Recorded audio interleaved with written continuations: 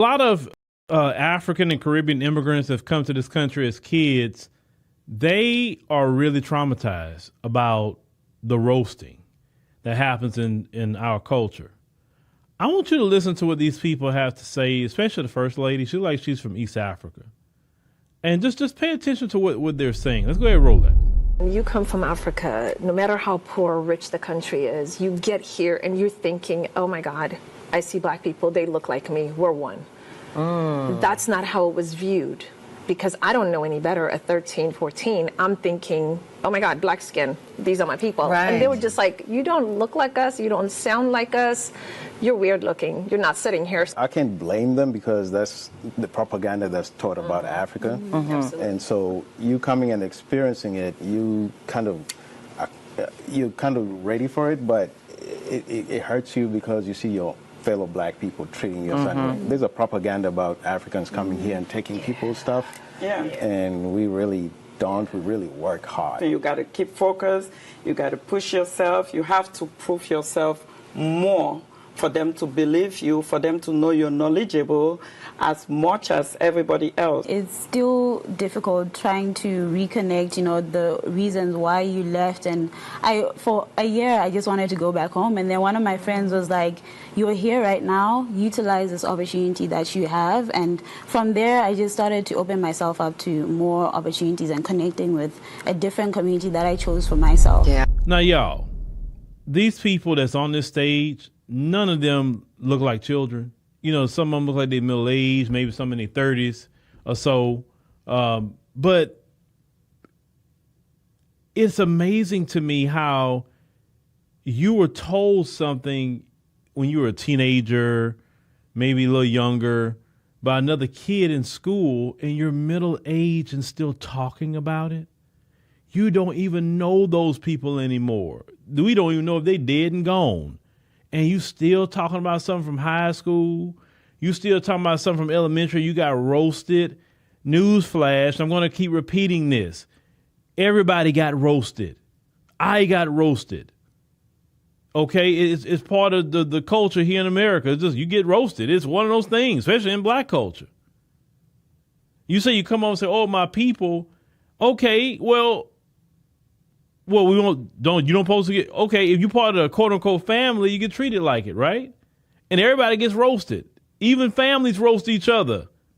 Sisters and brothers roast each other. Sisters and sisters, brothers and brothers, everybody get roasted. It's part of it. We roast each other. We go in and like, all right, man, we'll get something to eat. That's just the end of it. It's no big deal. It's no problem.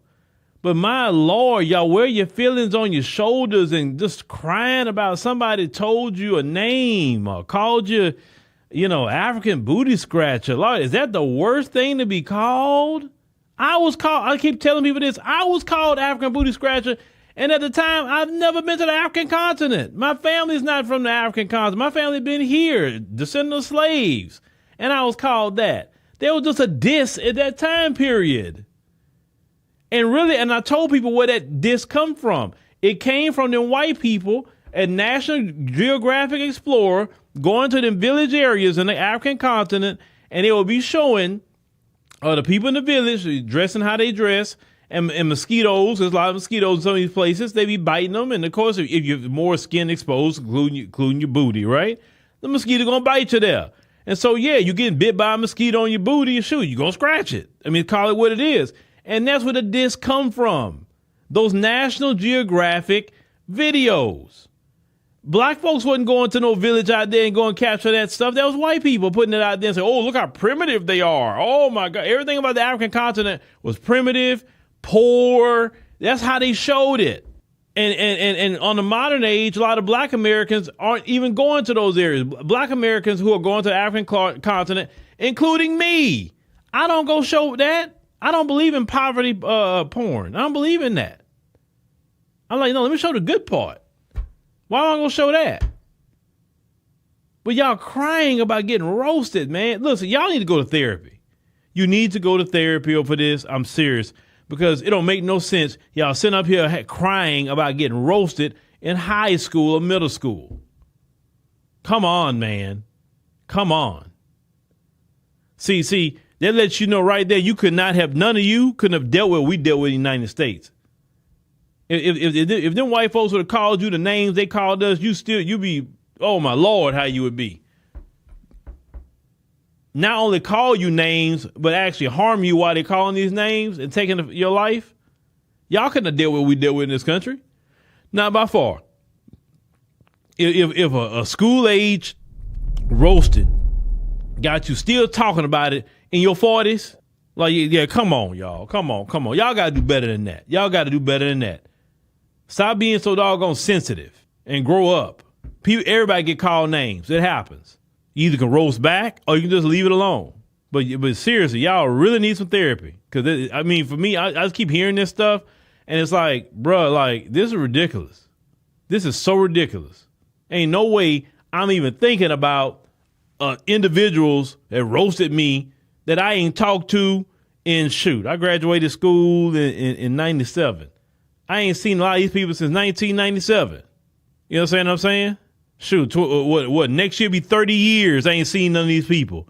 I definitely ain't thought about them, not even a year out of high school. And I see a few of them on Facebook here and there, but I don't think about these people. Like, so why are y'all still worrying about what somebody called you 10, 20 years ago? My Lord.